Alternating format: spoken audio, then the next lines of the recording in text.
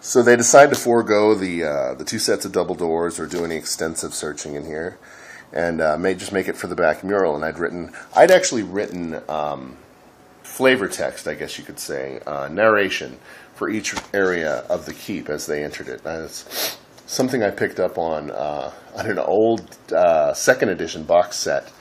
I'm not sure if every module or anything written by TSR or Wizards of the Coast has had this, but something to read to the players as they enter any given room, kind of giving them as a more thorough, well thought out description of each location. And I really liked the way it ended up working out with that. I'll probably end up doing that in the future unless I find it to end up boring or slowing down the group. But as they approached, I had prepared a paragraph of text describing the mural they'd found was actually of 4 figures, 4 Knights of the Sworn, that had been the masters of this keep and the head trainers of the old army of Aria back in the Dragon days, or before the Battle of Greymore. Except the 4 heroes all have their heads missing in the painting. Like the canvas is actually been cut, and their heads are torn out. Not like torn, but neatly removed.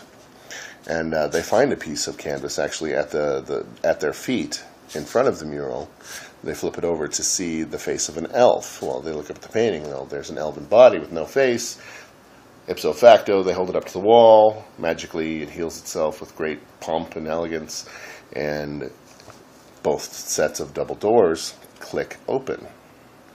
I'd actually had them set locked. Well, we had a couple stealthy characters, a couple high dexterity characters in the group. Of course, they could have found a way to pick the locks or maybe bash them down even. I had some high DC checks set up for that because I wanted them to go through it a certain way. I'm not sure I was really trying to force them down any given path more than I wanted it to be possible, but not necessarily simple, to stray from the path I had in my head. So yeah, again, they put the piece of the painting back together. Both sets of doors unlock, and then they do something I hadn't even thought about. They decide to split the party, and great, let's do it. So Koltar, our assassin, decides to go first into the northern set of doors, and as soon as he opens it, he's an Eladrin, he face steps into the center of the room. I didn't even think of that.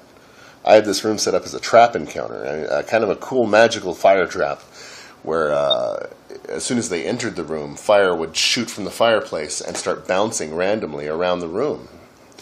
And they'd have to make some high dexterity character in my head was going to make a series of progressively increasing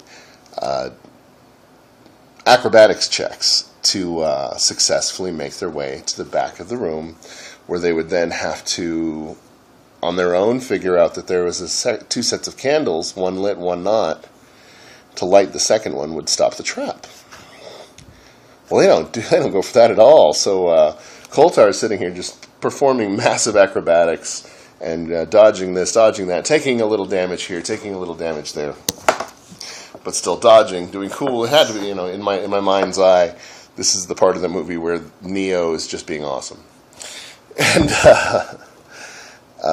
Valeth actually decides, well, I'm gonna fire an arrow, a lit arrow, at this candle. And he decides, instead of saying, well, I'm going to light my own arrow and I'm going to fire it and shoot, he says, Andrus will light the arrow and I'll shoot it. And I said, well, that's kind of an odd way to do it, but whatever. Okay, so he fires his arrow and he rolls a nat 20. I mean, he splits the wick on this candle.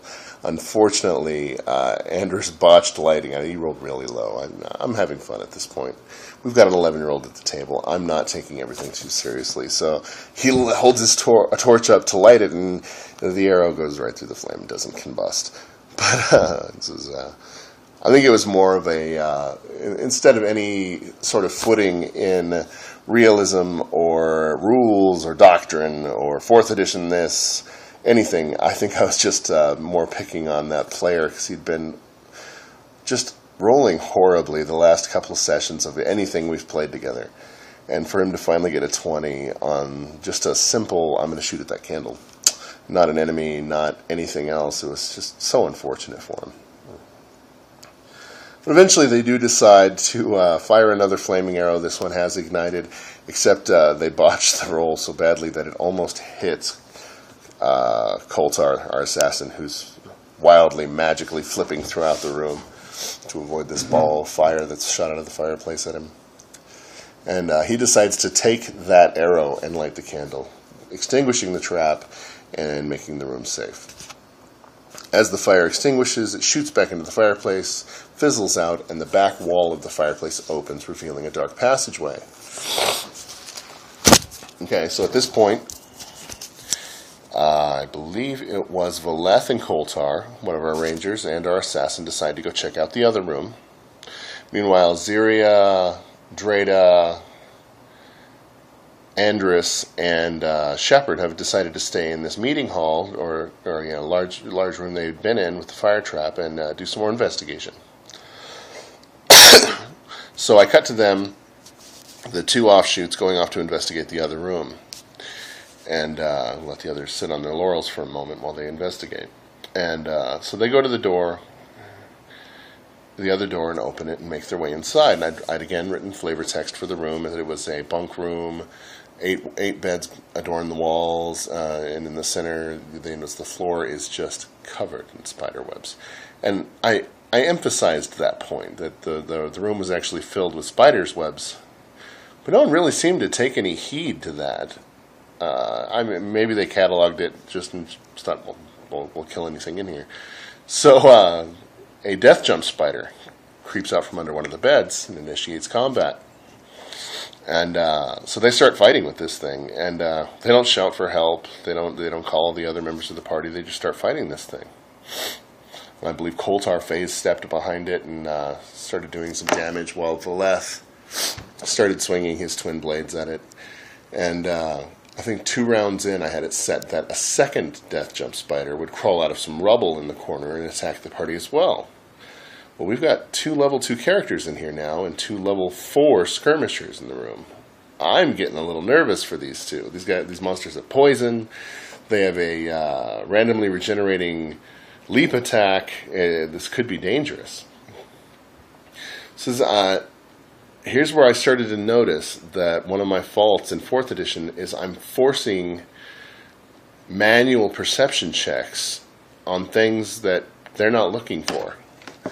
Like, they're not necessarily, the rest of the party isn't really like saying, well, I want to listen to hear what's going on in the other room. No, they're in doing their own thing. I shouldn't have been forcing perception checks. I should have written down their character's passive perception and worked off that. Making my own checks, maybe. And so I think that would have been more smooth. I'll probably do that in the future.